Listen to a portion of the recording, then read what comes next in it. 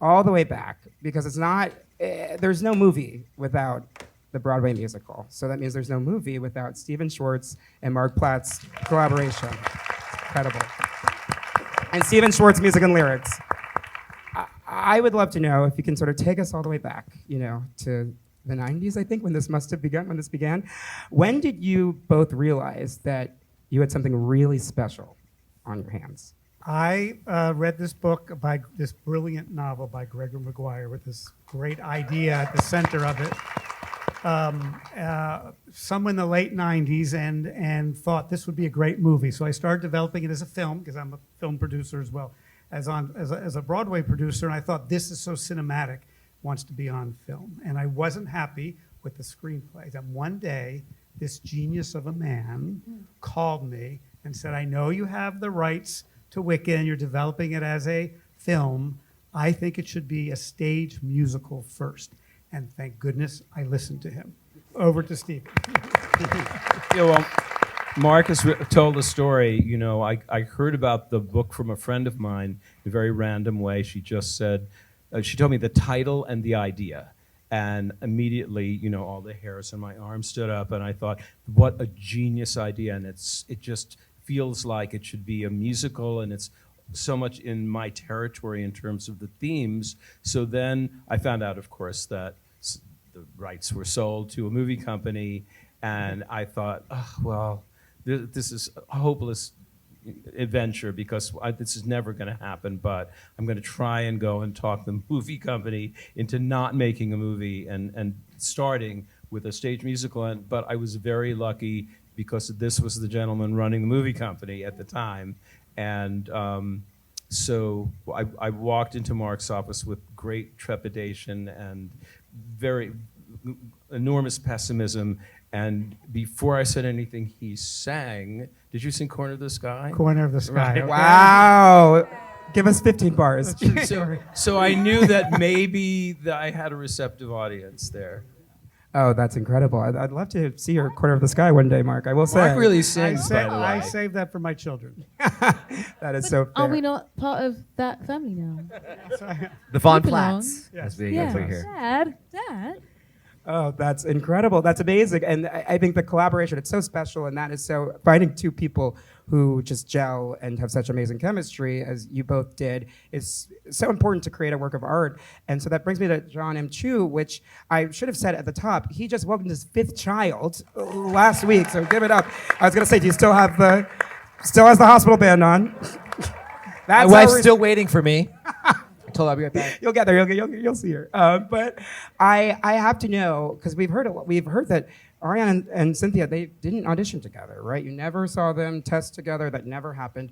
How did you know, without any sort of chemistry read, that they not only were obviously perfect for the parts, but would be perfect together? Because they took these roles from my hands. They literally entered the room, and we've been searching for a while, and bit by bit just took the whole thing, and you were like, there was no other choice for a Glinda when you see Ariana Grande do this. There was no choice when she's so funny, and you're like, she's the most interesting person in the room, and she owns it so much, you're like, wow, this is gonna feel like a discovery, because I've never seen this side to her. We have no choice when Cynthia Erivo comes in jeans and a t-shirt after she sold out the Walt Disney Concert Hall, and she just sings Wizard and I, and when she sings those first words, did that really just happen? It feels like she's a little girl in a dorm room like me at USC dreaming about making movies, and it connected so deeply. There was literally no other choice. These were the people. And so the chemistry, we're like, we'll figure it out. And the first time they met, they came to my house. This is, 8 months later. They came to my house to meet for the first time. It's where I met a lot of people in person for the first time. This is during lockdown. And Stephen Schwartz gets on the piano and starts playing For Good. And these ladies just walk right up there, and I grab my kids. Like, you're sitting right here and watching this. And as soon as their voices hit, and nothing was rehearsed, I knew we had a movie. Wow, that is absolutely incredible. I would love to hear from Cynthia and Ariana. What was that first moment like, singing together in front of Stephen and Jon and everyone? I feel like the both of us were like, huh? What? Work. Yeah. It's like it connected. It's a very intimate thing when you find a person that you can sing with, because it means that the both of you are willing to hear each other and not just like listening to your own part, but you're actually intently listening to the person who's singing with you. That's more important than the sound of your own voice. And when you can find a person who is willing to do that with you, you know that they're willing to like really go on a journey with you. And when that happened, I was so excited. Me too. Yeah. I was so grateful. You ruined it for everybody else. You know that, You don't too. We're really screwed. I'm never singing with I'm anyone else. spoiled for life. What's going to happen now? I don't know. But it was beautiful. It was really special. We kind of noticed the first time we sang together that when we sing at the same time, it's hard to tell who's singing what. And our vibratos kind of latched onto one another, and they sort of hold hands and loop the same way, the same speed, and you can't really explain why something like that happens, but it's just a really insane connection, and we were freaked out by it. We were like, what the? Wow. We all cried too. The rest of us just cried. That literally sounds like magic to me. It's magic. It's so incredible. And I mean, your chemistry together, both of you, is so great. But I do have to say, the person who has the most chemistry with the most amount of people in the movie is absolutely Jonathan Bailey. I think you had a moment with every single student at Chiz at one point. So tell me, where do you get that from? How do you do it? Like, is it a Bridgerton thing? Like, how do you do that? It definitely wasn't directed, let me tell you. Okay. It just started to happen. I think we did get a note from John saying too flirty. Didn't we? Me and you. Yes. Was it Our two? kiss. 8 It movies was our in that. It was our kiss. kiss was too. Anyway, yeah, Chris Scott. I mean, it's interesting hearing this amazing story. I feel like this film is the sum of so many friendships and creative partnerships. And John has brought along a whole mini team of pals that you've worked with for so many years, and it just set an incredible tone. One of which is Chris Scott, the choreographer, and he's incredible. And I was quite late to join everyone, but I started rehearsing. I was traveling in, and I'd have a day, and then me and Chris would just work intensely. And one of the things I said is that I do just think Fiyero is confident and kind enough to invite everyone to Winky Country. And so everyone should be included, especially he's got such a huge arc actually, and he represents the change that these women create, I think, around them. So to make sure that he starts off with a relish was important. And the librarian, Sharida, I know it's never going to be as good as that for me.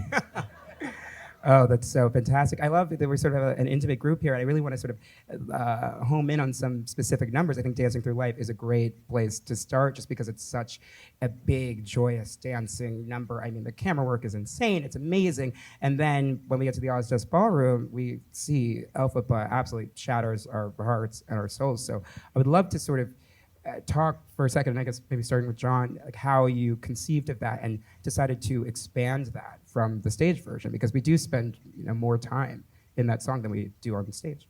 Yeah, we talked all about what we needed to do in Dancing Through Life, which is all with Johnny's Fiyero coming in and breaking the rules for these people. So the choreography was very specific and angled and stuff before, but then as soon as he comes, he sort of loosens their joints up. And as soon as we saw Johnny dance, then we're like, okay, this is like new John Travolta coming in here, and he was fearless, jumping on the books, sliding on the books. He's so physical, and so we designed this whole. I mean, he can do that all in one, from the thing to jumping on the books, to flipping the books, to going upside. I mean, that's all him. And Wow.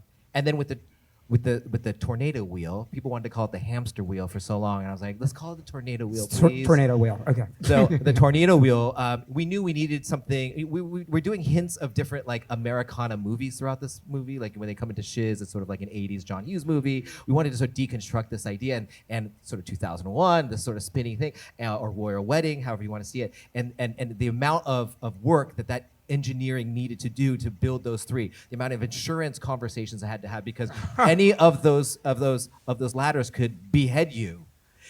We couldn't Wow. build that until 2 weeks before we were shooting it, and then we didn't know what type of dancers to put in. Like, do you need stunt people? Do you need parkour people? Do you need poppers? Do you need breakers? Like, it was like a mad rush once we got that thing to work. Wow. What did you need? I'm so curious. We got parkour. We got all of it. All but of it. Parkour, Parkour. mainly because they could really walk on those. They had to be able to walk on those ladders.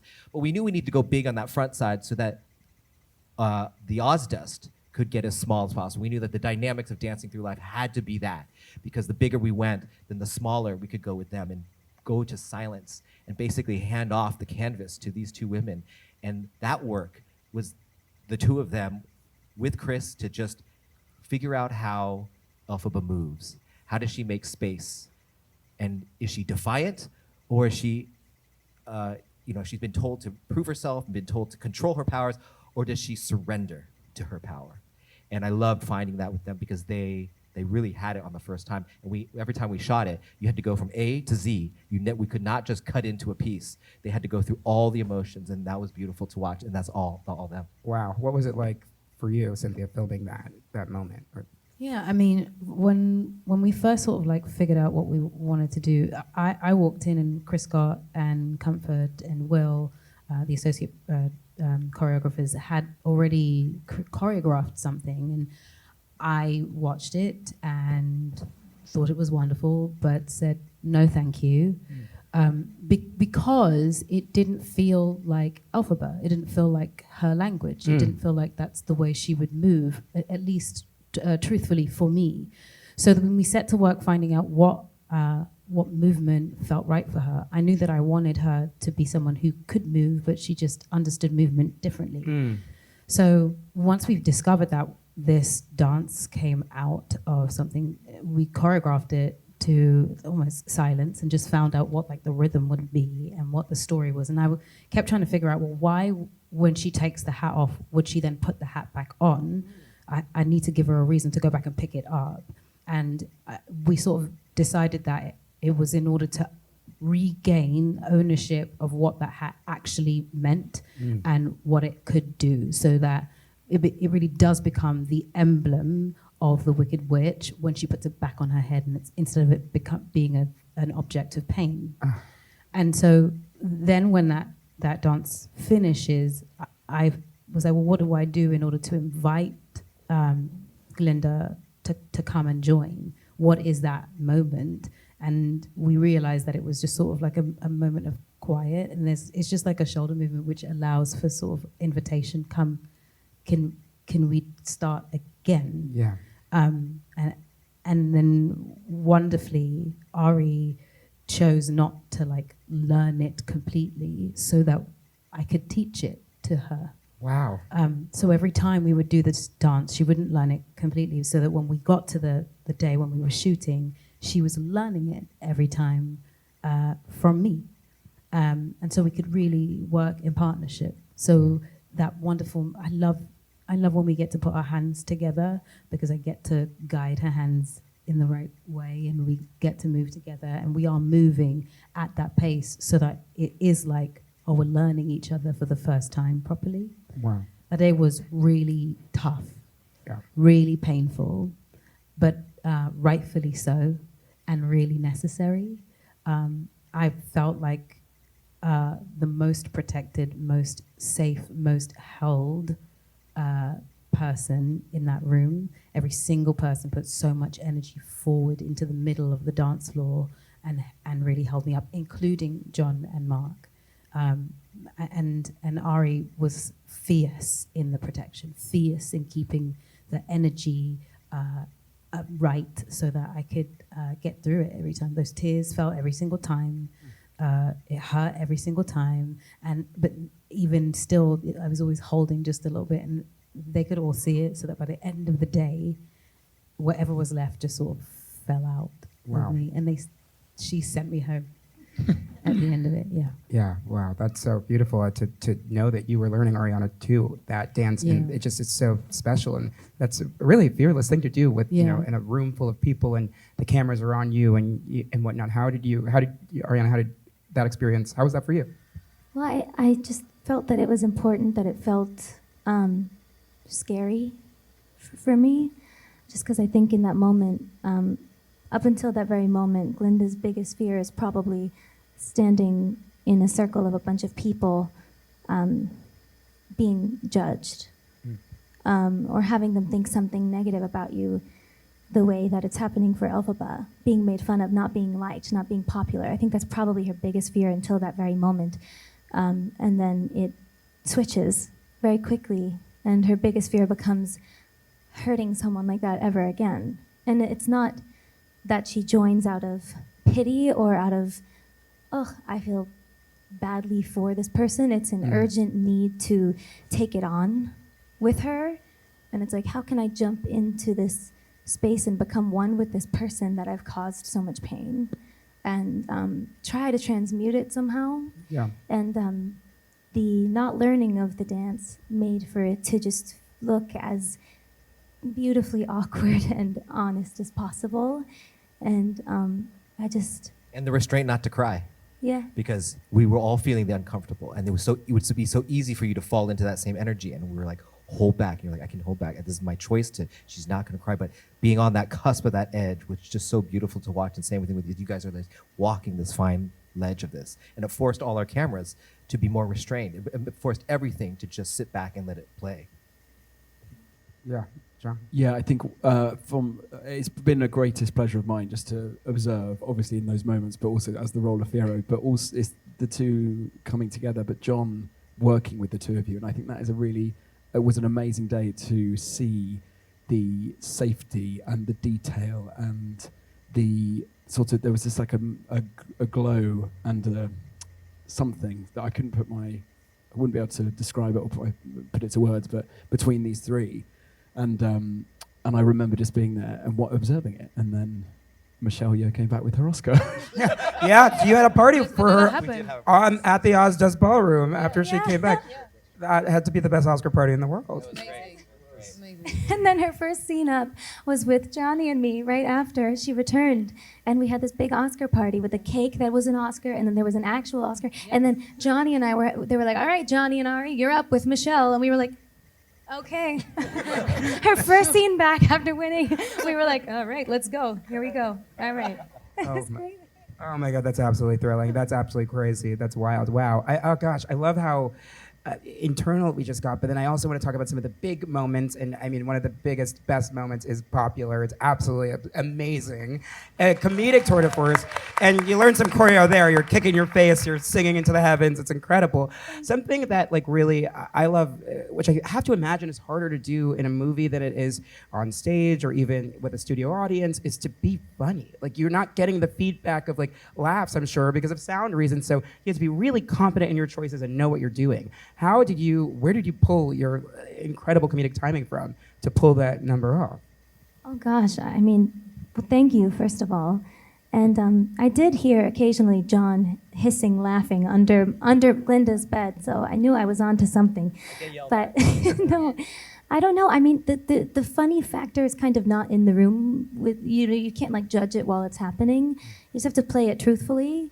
And it felt real, so it's not really something that you're like, oh God, I hope it lands. It's just kind of what the character is doing, I suppose. I don't know, but my favorite thing about Popular Week was how much we got to play and how much John encouraged me to just kind of, get what's written, of course. And then he was like, okay, Glinda, go do whatever, And I think we found some really fun things through that. Playfulness and the freedom to try and improv and try to make this one break. My favorite thing in the world is when she would break and laugh. That was an indicator. That was when we knew. But I mean, that's very kind. I think with comedy, it's just kind of playing the truth and then hoping that, there you go. Yeah, well, it absolutely, gosh, it gets me every time. It really, and I think Popular is another amazing example of how we've expanded the world. And there's even some new music at the end of it, which I'm looking at Stephen Schwartz. How did you figure out how to sort of cinematically transform and take Popular, already a perfect musical theater song, and make it even more perfect for the screen with that brand new ending? I just wanted to build the ending more, and I played it for Ari, and Ari at first was hesitant to do that because she thought it would look as if we were just throwing something in for Ariana Grande and not for the character. But I just said, if I thought of this in 2003, this is how the song would have ended. I just didn't think of it until now. Wow. And so once Ari was confident that it was actually an authentic choice, then she did it, and brilliantly. And Ari had to be down for that. I mean, it was amazing. But then Ari, we were like, hey, if we're gonna do this ending, we gotta like up the ante. Like we're not gonna cut. We're gonna do one take, and you're gonna do the whole thing. Every mistake, people are gonna pick apart. If you don't kick your leg up there, you gotta train for this. I knocked my teeth out. Can you do this? Are you willing to go there? And most actors would be like, no. Can you have one cut in the middle of somewhere? And she went for it, and that was so fun to see. It's so fantastic. I absolutely, yeah, it's incredible. Another piece of expanded music and expanded scene. We have the wonderful cameos, which are actually actor Stephen Schwartz is right over there from One Short Day. Can you talk a little bit about that just incredible new scene that's sort of like plugged into the middle of One Short Day, and then also working on that all four of you getting Kristen and Adina in the movie. Absolutely, the cast out of this world. It's crazy. Yeah, I would love to hear a little bit about the conception of that as well. Yeah, Winnie Holtzman and I wanted to use the opportunity because we had time to show more how the wizard's propaganda, how he's getting out into the world this fake story, and persuading all of Oz that he has abilities that he doesn't. And also we wanted to explain more about what this mysterious book, The Grimmery, is, because it figures very importantly, not just in this movie, but extremely importantly in movie 2. And so I had written this kind of expanded version of Wizamania. Meanwhile, just as people who love Kristen and Adina, we were like, we have to get them in the movie somewhere. And we had all these not very good ideas about, they could be somebody's mother, they could be a teacher, we had not very good ideas. And Jon Chu said, well, you've written these wise ones of Oz why don't we just have that be the two wise women of Oz and make it Kristen and Adina? And so it was just so much fun to do that. And again, the night when they came and we filmed that, and it was Ari and Cynthia and Kristen and Adina. We just basically shot it but cried mostly. When we weren't shooting, we were crying. Wow, a lot of tears, a lot of great tears. So you're a smart cookie. That's amazing that you to come up with that. Wow. Oh gosh, I guess going from One Short Day, that brings us into the last sort of act of the film, where we get this like amazing action sequence where we've got a hot air balloon, which is a nice nod to the Wizard of Oz, and then we get to Defying Gravity, where you absolutely you tear the roof off the place, the roof that's already gone.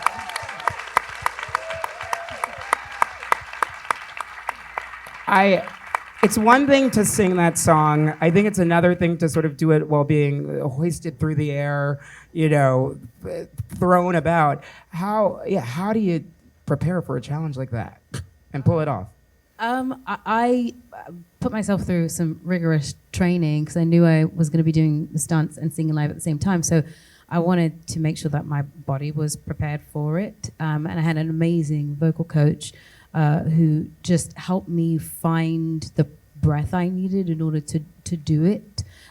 Because usually if you're singing something like that and that needs a lot of force, that needs a lot of sound, usually you need the ground to push off of. Yeah. But when you don't have it, you have to find it somewhere else. And so it was about sort of replacing the ground with literally the air and my non-existent diaphragm because it was in a corset.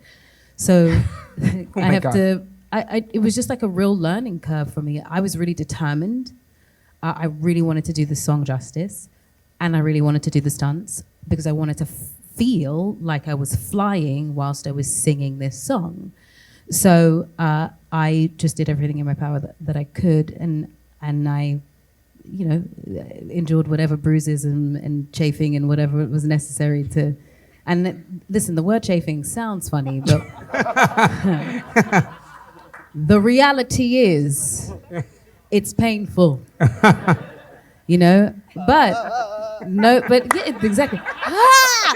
Is what it could have sounded like, but it was much it was necessary. I wanted to make sure that I could experience both what flight felt like and what it felt like to sing that song in one. And I hope it was worth it. Yeah, I think it was worth it. I'm gonna go on the record and say I think it was definitely worth it.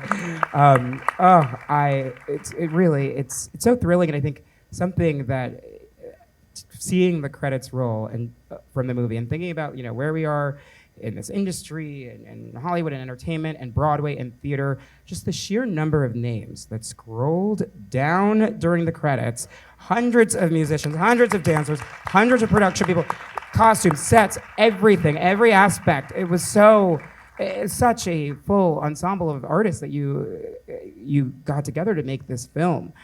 What was it like to corral that, and what does it mean to sort of be responsible for all those people and to make sure that their artistic vision comes to fruition? And in line with the movie as a whole. It's a mind fuck. You wear it well. We have the best job in the world. Like, we get to go into Oz. What filmmaker gets to go and build Oz? And you get to do Wicked. It's never been an animated movie. They never recorded it on the stage. This was like the greatest opportunity and fun time you could have in making a movie. And more than that, we had something to say with this. I think when we all got together, it was like, this isn't just a Broadway adaptation. This is at a moment in our world where people don't know what's next. And these girls offer two roads to what that could be. We all want to be Elphaba. We all want to, because we all feel that way, and we all want to explode into the world and say, never again. But in a weird way, we're sort of Glinda. We're debating, should we, can we? Is this best for me? And I love that they sort of find each other in the middle, and that's sort of what I think the course of both movies will do. But it is a huge task. I couldn't have done it obviously alone, but I think we had to put the horizon line as high as possible. And when you do that, and we put the script on the wall and we put emotions to each scene, because I don't know how to tell Paul Tazewell how to design, but I can say, you and Cynthia go away, but yearning is the scene. What's the clothes that she needs to wear for you? And what's the hair? What's the makeup that she needs to do? And for Popular, this is her superpower. She's actually sharing not just a silly thing. She's sharing her actual superpower, influence. So I don't know what she needs to wear for that. I guess it's a peignoir. I don't know. But I've never heard that word before. But go do that. And for Defying Gravity, it was every piece of stunts and VFX that build as much as you can because it really helps us. So we say a lot about the physical stuff, but the VFX needed those things, and they're all over this movie. And I think all of those things together, and we each of us thought of if we're blowing up this idea of the Wizard of Oz, of this American fairy tale, with this new idea of what a hero looks like, of what a villain looks like, of what you're supposed to do, then each character needs to ask their first question, their first real question in Oz. And I loved mapping that out when Johnny's in that forest. And he asks, and his brain breaks, which is then you wouldn't be so unhappy, and watch each of them break open. So to me, it was all the big spectacles, but everybody understood the beats that they were doing. They would come to our rehearsals, all the department heads, and we'd walk through everything, and Mark and Steven, we'd all be talking through this constantly, just maybe why we talk a lot about it, but we've talked about this. And then each would take their craft and their language and infuse the movie with that. And I was just like, let's get it on film. Get those things in jars, and let's try to see. So. Thank God you got it in jars so we could all see it. It really blows every expectation, which I think a lot of people had a lot of expectations because this is such a beloved property, and it has been, and it will be till the end of time. And it's really special to have not only met those expectations, but exceeded them at every turn. So I want to thank all of you for sitting and talking to me and for your work on this incredible film. We give it up for Stephen Schwartz, Marc Platt, Jonathan Bailey, Ariana Grande, Cynthia Erivo, and Jon M. Thank you so much for joining us. And Chris.